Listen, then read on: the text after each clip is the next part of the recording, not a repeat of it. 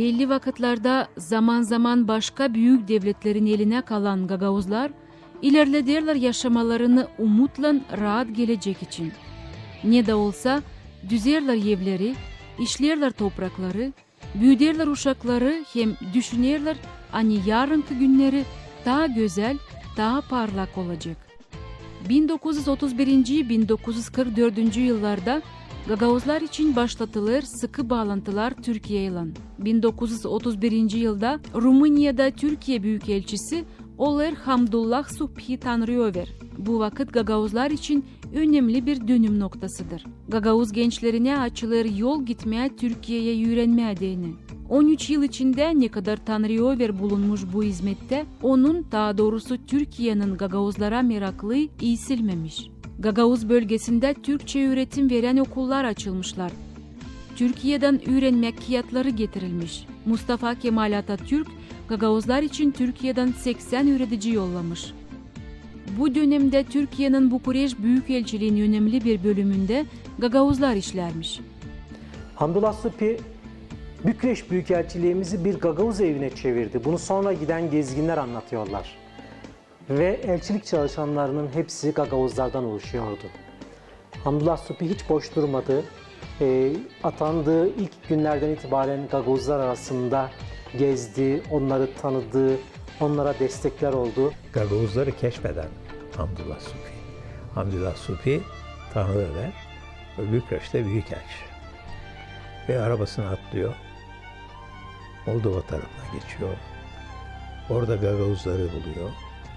Arabasının üzerinde bunların el izleri kalıyor. Toprakla yaşıyorlar, köylüler, tarımla uğraşıyorlar. Hamdullah Subhi döndükten sonra bir ay arabasını yıkatmıyor, o el izleri kalsın diye. Bu üreticiler angılarına değermişler Kemal'in üreticileri hizmetini tamamlayarak çok zahmet etmişler. Ama onların büyük bir payı için acı günler başlamış. İkinci Dünya Cengi çeketmiş. Cenk kesmiş Kemal'in üreticilerin umutlarını hem düş gütmelerini. Hep bu sebepten Tanrıöver'in Gagavuzları Türkiye'ye yollama çalışmaları da kesilmiş. İkinci Dünya Cengi vakitinde Rumanya, Germanya ile yeniden alırlar Besarabya'yı ama gene elinde uzun vakit tutamayırlar. 1944'te Kırmızı Asker Moldavya'yı Sovyet topraklarına katar. Gagavuzların İkinci Dünya Cengi'nde tarafı belli. Onlar aktif olarak Sovyet Sosyalist Respublikaların yanını tutarlar. Kırmızı Armiyada bulunurlar önemli Gagavuz asker başları. Onların arasında Anton Buyuklu, Vasili Margarit, Mikhail Karamilev hem başkaları. Bu gerçeklere bakmayarak Türk üreticileri Cenk vakitinde da hizmetini yapmaya savaşardılar. Ama Sovyet kuvveti kabahatlayıp hani onlar Türkiye'nin şpiyonları kaldırdı da yolladı onları Sibir'e, lagerlere. Sibir'e gidenlerden diri kalmış sadece Ali Kantarelli. Angısı çalışarmış Kıpçak köyünde evliymiş Gagavuzkayla. O üretici 15 yıl kapandan sonra Hruşçov zamanında düşmüş amnistiyaya da dönebilmiş Gagavuzya'ya. Geçilmiş 1980. yılda mezarı Ukrayna'nın Volgograd kasabasında bulunarmış. Kantarelli'nin ölümü sayılır Kemal'in üreticilerin historiasının sonu. Sibir'de ölen üreticilerin ne adları ne de mezar taşları var. Onlara ne Gagavuzya'ya giderken ne ölüme giderken sordular. Niçin, nasıl, ödül mü beklerdiler? Yok, onlar Halis Türklüğe hizmet yolunda en üst uğra yetiştiler. Da bugün buz gibi soğuk bir tarafta, bakımsız mezarlarda sonsuz rahatlıkta yatarlar. Gagavuz göklerinde kanatlanan Kemal'in üreticilerin ruhu, Gagavuzların sıcak, şükürlen hem sevgiyle dolu yüreklerindeki pınarlarından süzülüp kalp gözünden dökülen bir damla yaş olmuştur. Öğrenmek için Türkiye'ye yollanılan genç Gagavuzlarsa, İkinci Dünya Cengi'nde Besarabya'yı Kırmızı Armiye aldığı için Türkiye'de kalırlar. Türkiye'de öğrenen Gagavuzlar kendi milletini, Türklüğünü hem ana dilini korumakta önemli pay almışlar. Bu Gagavuzlar 1991 yıldan sonra kendi halkına hizmet vermek için vatanına geri dönerler. Türkiye'de vatandaşlığa geçirilen Gagavuzlar için çıkarılan Bakanlar Kurulu kararı kâr böleydi. Rumanya'dan gelip Türk vatandaşlığını kabul etmiş olanlar hem sayı kayıtlarında hem kimliklerinde milletleri, dinleri için mahsus bir grafa yetmediği için Türk soyundan olmalarına dayanarak ama kimliklerinde Hristiyan Ortodoks yazılı olan Gagavuzları Türk olmayan Hristiyanlardan ayırma dini registrasyon bürosunda vatandaşlığa alındıktan sonra sayıma girerken kimliklerine yeni bir grafa eklensin. Türk Ortodoks. Bu kanun teklif edilmiş hem kabul edilmiş Bakanlar Kurulu toplantısında Ceviz ayının 16'sında 1943 yılda. İkinci Dünya Cengi'nde de iz bırakan Gagavuzlar daha bir kere kahramanlık yaptılar hem yanında yeni kahırları edindiler. Веселодан işte aldı bizi götürdüler Stalinskiy области подготовить ettiler bize. Oktyabr'da biz присягой verdik oradan işte Stalinskiy области. Orada Uçovka'da. 3 aysız 5 yıl Germanya'da служит ettim. İkinci Dünya Cengi'nden sonra tanklar bölgeden çıkınca da Gagavuzların acıları bitmiyor. 1946-1947 yıllarda Bucağı Sarıyer çirkin ağaçlık angısı kosa biçimi gibi halkın bir büyük payını yok eder. Ben araştırdım.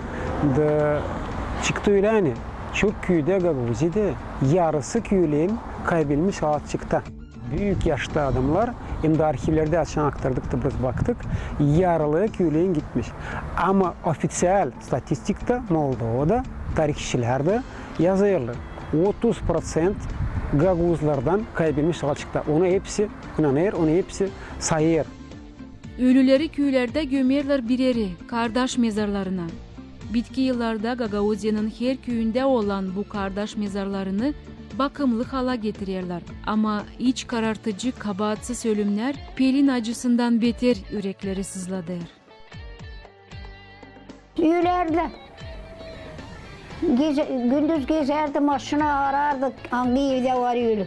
Çıkaraya bacakları sarkmış, uğurlayıp ataya taygaya götürür. Mezarla, mezarlıkta da kar. Gömer onu karla, o ölüler. Açan yeri de karlar ilkasın, ölüler kaldı hepsi. Hepsi kaldı dışarıda. Bizde vardı bu kaya. Resim sarıyorduk. Da gelirdi insan bize çekme. Da o insan açan gidiyor, biz uşakların ölülerini istettiler. Kaldık adamlar ikimiz. Koyuyorsun, kitabını buradan sanın bu yanından. Kayacık bir şey dönüyor. Bir ot çıkıyor. O insanla gittiğine o uncağızı, iyisi değil su. Karıştırıyor, onu içiyor, onu. Böyle yaşardık o zaman. Kuru derik, kurulardık da yerdik. Hayvan dersim, koyun dersim. Avulda ikili arpa. Toplayırım. Olmuş başakları. Folayırım, kurudayırım. Kayıta çekerim, yapayım biraz çanak kaşa. Sabah gene kıra. Совсем orada. Prima yok ne söylemek. Keylerin dolu ağaç. Açlıktan kurtulanları ise yeni belalar bekler. 1949'da 3000 kişiye yakın Sovyet kuvveti kaldırır Sibir'e. Gagavuz köylerinden kaldırılmış insanların adları yazılı bu küçük anmak taşında ani bulunur Çadırlunga kasabasında. Yıllar geçti ama ayrılık sancısı büyün de sürünmedi ayakta hem sağlıkta kalanların can yerlerinde. Çoğu öyle de yabancılıkta rahmetli oldu. Kimileri yıllar sonra döndü ama onlar da hepsini yeniden çeketmeye zorunda kaldı. Çünkü bu insanların varlıklarını o zaman devlet kendi eline geçirmişti. Yani bizim Moldova'dan kaldırıldı 60 binin üstüne. 60 binin üstüne insan o vakitler. 1992 yılda Moldova açtı yeniden arşiv dokumentleri ve yeniden kanun parlament kurdu. Hani bu insanlar Osman boşa, zeyt çekmişler boşa, onları sürgülemişler Sibir'e. Bunlar say çorbacıymış, işlemişler silah tarlanı. Da varlık varmış onlarda. Nasıl varmış varlık? Neyse hayvanlık derecesi kırda varmış Tarlı'da çalışan. O işte ona kaldırmışlar. Ve 1992 yılda onlar hepsine verdiler birer dokument. Hani onlar rehabilitasyon oldular. Doğruluğu buldular şimdi. Ona verdiler birazcık 100 lgot, verdiler birazcık pensiyada kaldırdılar. Ona birazcık bu silah taraftan anacağız bugünkü günü Moldova'nın. İkinci Dünya Cengi bitince kıtlık yılların ardından Sovyet kuvveti kolhoz sistemasını başladı. Bu yeni yaşamaya Gagauzlar da katılmak zorunda kalır. Kolhoz oldu. Girdik kolhoza. Kimisi Moldova'ya, biz köyde. Yayan giderdik, yayan gelerdik. Geldiği yok neyime. Kolkoza girdik. 48'de kolkoza girdik. İlkin bizi yazdılar kolkoza oraya. Ben patlama 19 yaşındayım o zaman hocam. Bize 20 yaşında adam.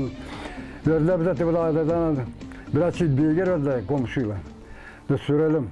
Ne zaman süreceğiz biz orada? 300 hektar orada. Ne zaman biz bilgiyle süreceğiz onu? Sonra aldılar bilgileri. Getirdiler traktör. Traktörün sürdüler. İnsanlar molozları yezdi. Kazmayla yezdi böyle onları. Sonra ilk yazından işte yıktık. Yani işte yiğbeyle o vakti, yiğbeyle işte. Bir ağırla yarısı, önde yarısı. Savurduk olmuyor. Yıktık ama sonra ilk yazanları yıktık, kazdık kazmayla gene. Ne oldu gene oldu gene, ne kadar gene oldu. Spasiba yok ne var etmem. İşlemeye sınaşık olan Gagauzlar yeniliklere ayak uydurmaya savaşırlar. Yeni teknolojiyaları da öğrenirler. Başarıları üstün olan Gagauzlar kendi tarafını düzgün işlenmiş tarlalara, bahçelere hem meyveliklara çeviriyorlar. Geniş bağlarlar da göz alınmayacak kadar horizontları kaplayıp, kilimler gibi döşenip çiftçilik sektörün önde gideni oluyor. Önemli altyapılar, evler de hep bu zamanlar hızla ilerler. Her bir köyümüz diyelim 60. 70. yılları 19. asırda diyelim oldular küçük şehir gibi. 5000'den 8000'e kadar 10.000'e kadar köyler. Köylerde var her bir iş. Kültür evi de var, ansambller de var, okullar var, birkaç okul, çocuk başları var. Ondan sonra köylerden insanlar çıkıp olardılar Avrupa'da, Rusya'da her yerde akademik olardılar. Hani o kadar yeni bir verilmek verdi. Hani çalışkan millete sadece bir hak hem de bir kolaylık vermeye. O hemen açılıyor. Yani becerikliğini açıyor. Böyle hani 80. yılda başladı hepsi silah yaşamaya. Hani hepsinde varlıklar vardı. Diyelim televizör, telefonu, maşinası, içinde işler, insan ev sahipsi oldular. 1947'den 48'den sonra Gagauziyada başladı. Bütün Sovyetski halkının düzülme büyük işler, bütün don kültürler düzüldü vakitler, yasalar düzüldü vakitler, şkollar düzüldü vakitler. Da o zorluklar vardı, yanlışlıklar vardı, açan kiliseler kapandı.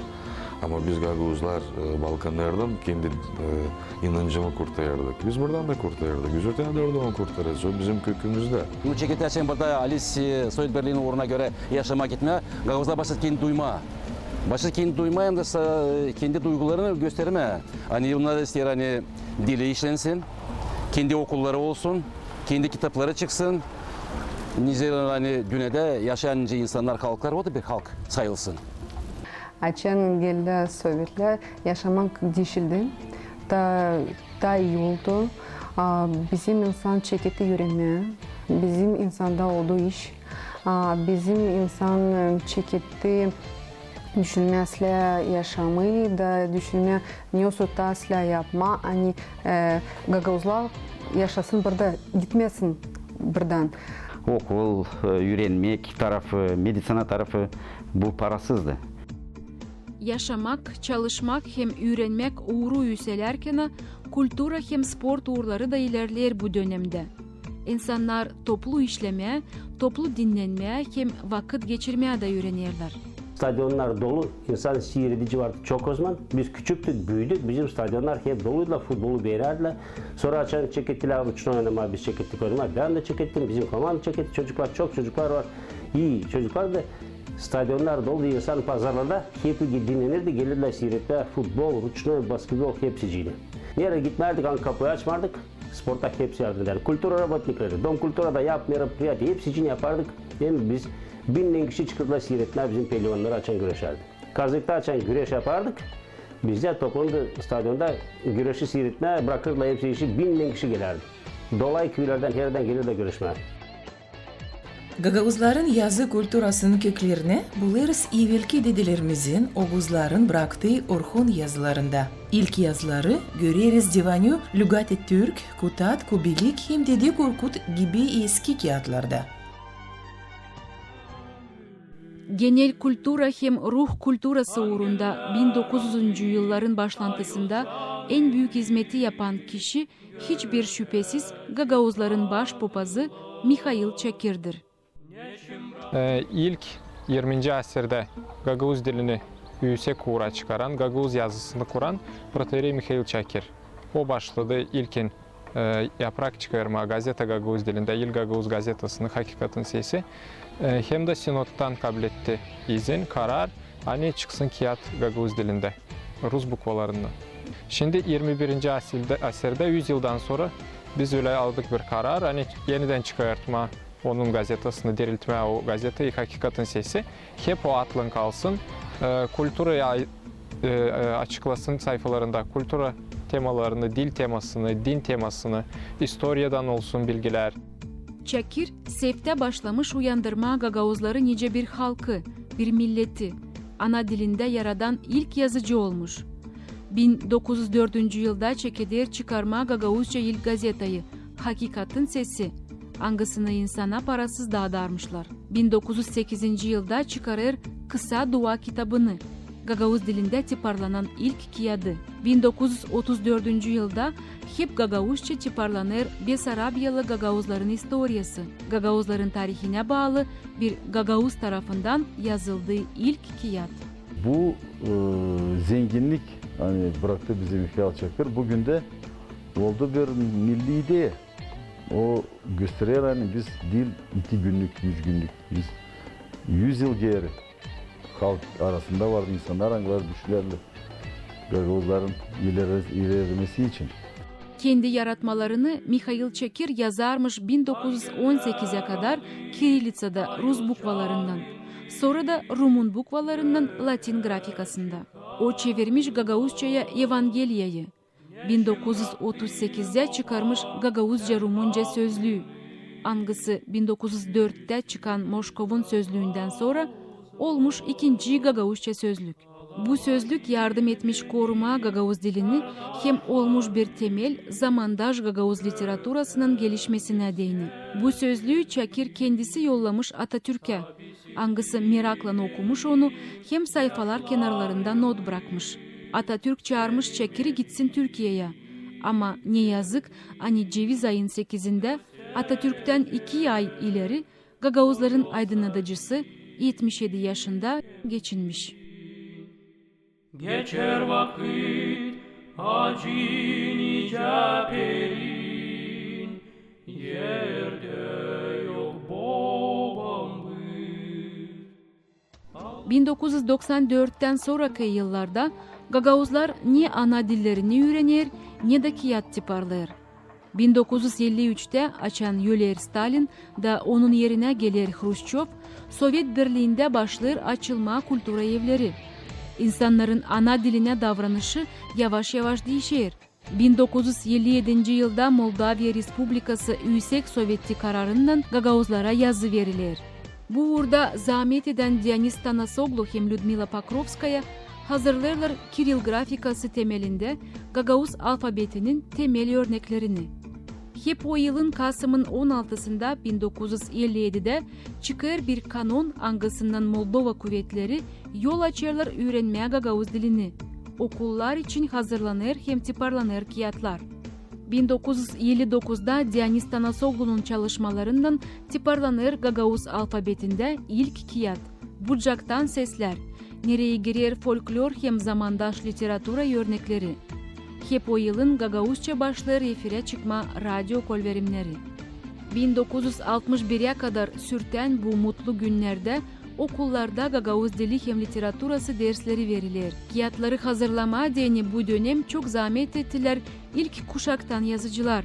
Ama Gagavuzlar için gene başlar tunuk yıllar. 1961'de ana dili dersi çıkarılır okul programasından. 1962-1986 yıllarda Gagavuz kulturası için kapkaranlık bir dönemdir. Gagavuz dilinde birkaç yılda birer kağıt tiparlanardı. O kadar.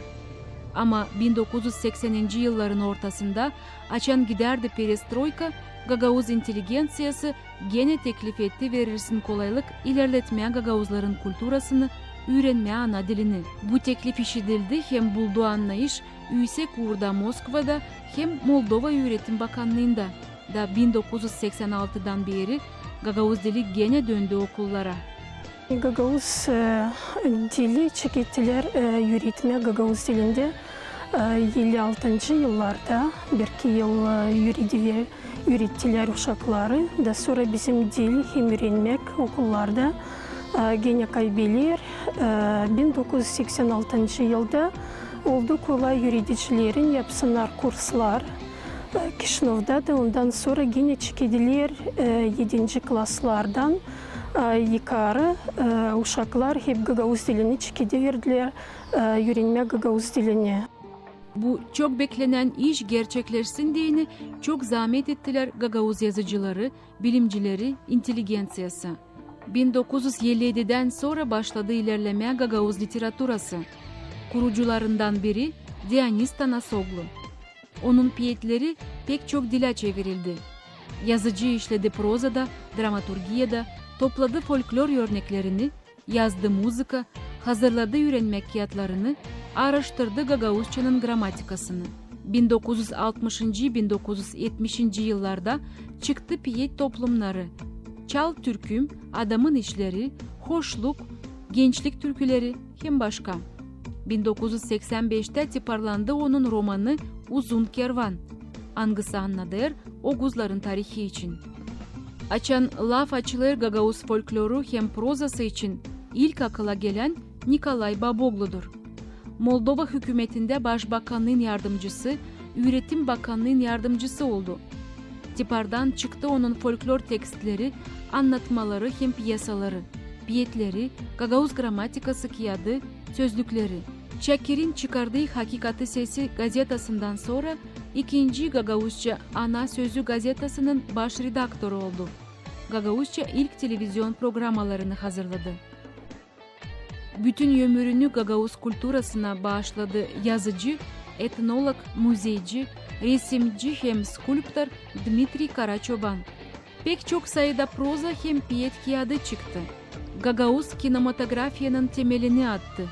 Kendi yazdığı süjetlerine Gagavuz mentalitetini, süretini, yaşamını video plonkalarda bıraktı. Doğma köyünde Beşalma'da kurduğu ilk historia hem etnografya müzeyini, nerede 20 yıl öndercilik etti. Karaçoban'ın ölümünden sonra müzeyin başı olduğu Gagavuz piyetçisi Mina Köse. Mina Köse de Beşalmalı.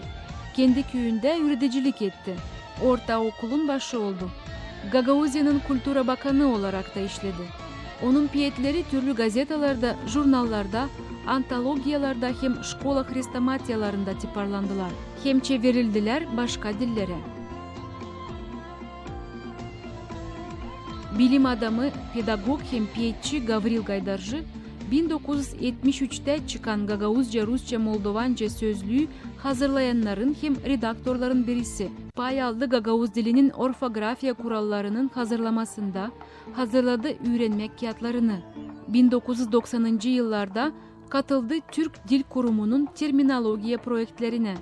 Bundan başka Moldova Bilim Akademiyası'nda Azınlık Milletleri Araştırma Enstitüsü'nde çalıştı direktör yardımcısı.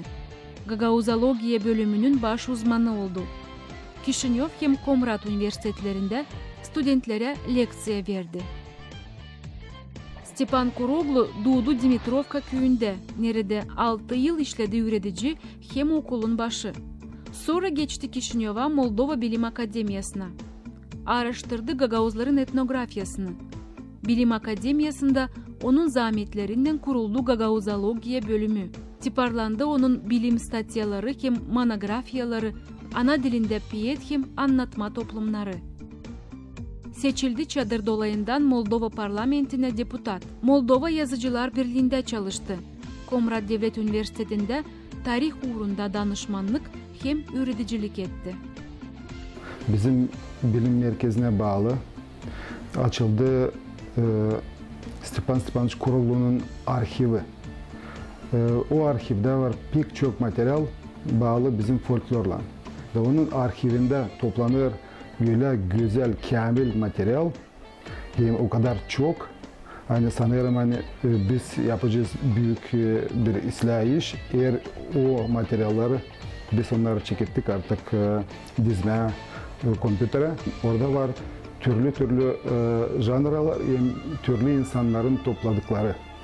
Gagauzya'nın her tarafından, köylerden, o bir Ukrayna'daki Gagauzların Dimitrovka, Aleksandrovka, sonra Zaporojye bölgesinden materyaller var. Hani yetiştirmiş da Stepan Stepanoviç kendi vakitinde türlü ekspedisiyalarda yazma da bırakma bizim genç boylara bu materyalleri aynı sanırım biz onu bitirersek, yerleştirme ve çıkararsak bir iki tom, bu da olacak bizim katkımız, bizim Gagavuz folklorunu koruma hem bırakma bizim gelecek insanlara. Kişinyov Devlet Üniversitesi'nde İstoriya Fakültetini bitiren Stepan Bulgar, öğrenmek yıllarında Gagauzların etnografyasını hem etnik tarihini araştırmaya başladı. Kendi istoriya araştırmalarını hem literatura yaratmalarının çoğunu tiparladı Sabah Yıldızı hem onun iki olan uşaklar için Güneşçik jurnallarında. Angılarını o çıkarır 1996 yıldan beri. 1980. yılların sonunda 1990. yılların çeketmesinde Stepan Bulgar Gagauz halkı akıntısında liderlerin biriydi. Derin incelemeleri hem araştırmaları yapan Bulgar, tipardan çıkardı çok sayıda publisistika hem literatura janralarında önemli kağıtları. 1988. yıldan sonra nice de 1930. yıllarda Gagauzların millet duyguları gene başladılar uyanma. Gagauzlar bildirdiler kendilerini dünyaya.